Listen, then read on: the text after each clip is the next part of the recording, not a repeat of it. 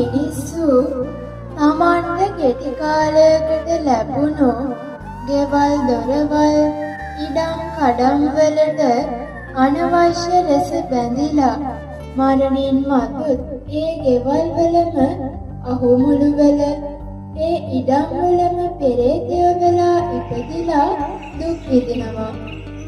ටික කාලයකට හම්බුවන දරුවන්ට දෙමාපියන්ට අනවශ්‍ය ලෙස බැඳිලා මරණින් මතු ඔවුන් පසුපසම යන පෙරේතය වෙලා ඉපදිලා දුක් විඳිනවා. අසුචි වලවල් වල ඉපදිලා සෙම සොටු මල මුත්‍රා කකා දුක් විඳිනවා.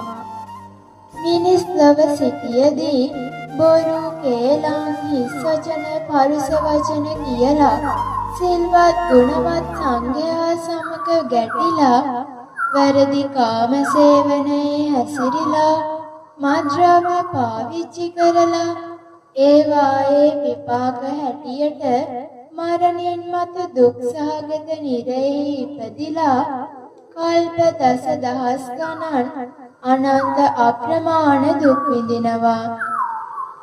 ඉතින් මෙවැනි භයානක දුක් ඇති සතර පායෙන් මිදී ඔබ ලබාගත් මේ දුර්ලභ මිනිස් ජීවිතය පස්පව් දස අකුසල් කරලා නැවතත් මේ දුක් සහගත සතර පායටම යන මාර්ගය විවර නොකරගෙන අප්‍රමාදීව ධර්මයේ හැසිරලා ලබාගත් මේ අවස්ථාවෙන් උපරිම ප්‍රයෝජන ලබා ගන්න.